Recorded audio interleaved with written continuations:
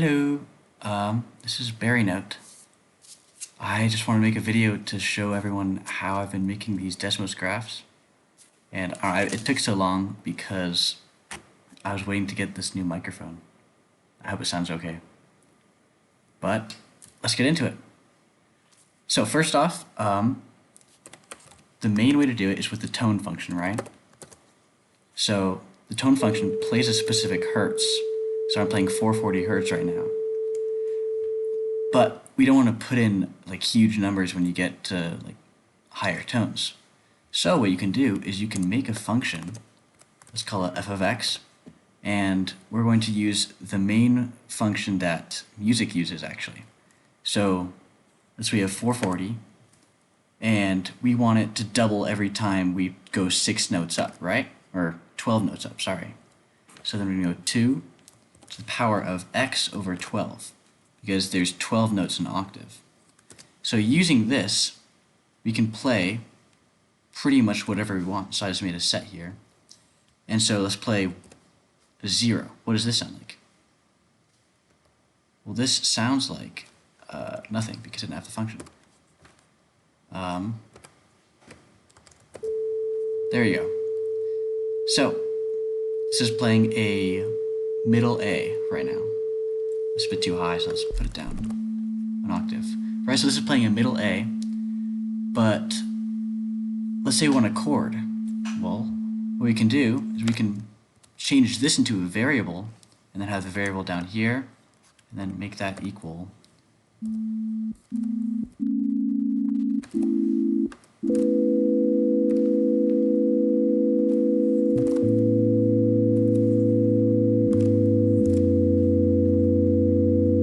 right? So we can make this into anything we want pretty much. So then to make so that you can just press a button and then have this be what's playing, you can do boom, change the equal sign into an arrow. So once you do that, just press that, and then have this be, I don't know, like a sus2, the 7 in there. But so now what you can do is pretty much what I do in all my videos, where just you have some and you just click and play them. But in some of my videos, you'll see that I have different songs that I not record, but I'll program into Desmos, and then I'll just play that. I don't have to press anything. To do this, it's a little bit different. You don't need A1, right? What you actually need is just, let's say you have this. We have a nice note, but now we just need to tell the computer, or tell Desmos, when not to play it, right? So what we can do is we can have a ticker, or you can do this with just a variable t, but I'll use a ticker usually. But you'll have to have actually a t. So t equals 0, and then run t equals, or t arrow t plus 1 every 100 milliseconds, right? So then this will increase t at a constant rate. And then we can put a step function on that, just 0.5, let's say. So there you go. It's increasing at a constant rate. Let's slow it down a little bit. There we go. So what we can do then is, let's say I want to play a sus2 chord every second beat. Well, now we're going to use what's called the mod function. So the mod function looks like this, and what it does is pretty much it gets the remainder of something.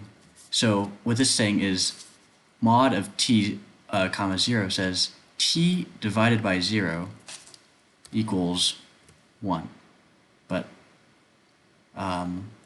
you can't divide by 0, so let's change it to 1.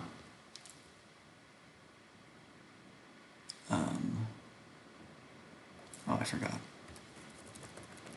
I didn't put in a set. Alright, so this should It's not working. Again, cut this for technical difficulties. Okay, we're back. So pretty much what I did was tone F of A1, which is a sus2 chord, will play only, and that's what these curvy brackets mean, so it's an if function, only when mod of t divided by 2 is equal to 1. So that will play every other beat pretty much, which sounds like this.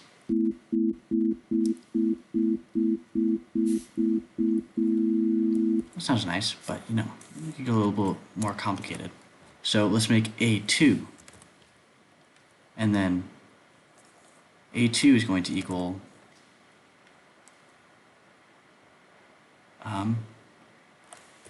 we have 2, 4, and 9.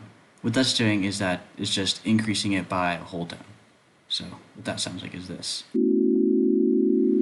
Doesn't sound very good, does it? That is because we have to change this. What this will do is it'll play on every other beat. That's the other chord is not playing. Sounds like this. Not very good.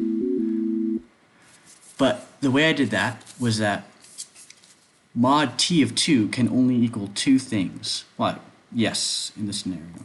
But let's turn these off. It equals 1 and 0. And that's because it's pretty much saying if it's even and you divide by 2, the remainder is 0. But if it's odd and you divide by 2, the remainder is going to be 1. So when you're playing notes, every other note is going to be this one, and every other one is going to be this one. And so pretty much you'll see me do that for, I don't know, I think my latest one. Maybe not. But you'll see me do that in some of my videos where I'll just program chords in, and then I don't have to press anything. But yeah, that's pretty much how I make music in Desmos. For my more complicated stuff, sometimes I don't even know how to do them. I'll become really smart for an hour, and then I'll make it, and then I'll wonder how I did it later on. But yeah, thanks for watching my videos. I'll see ya.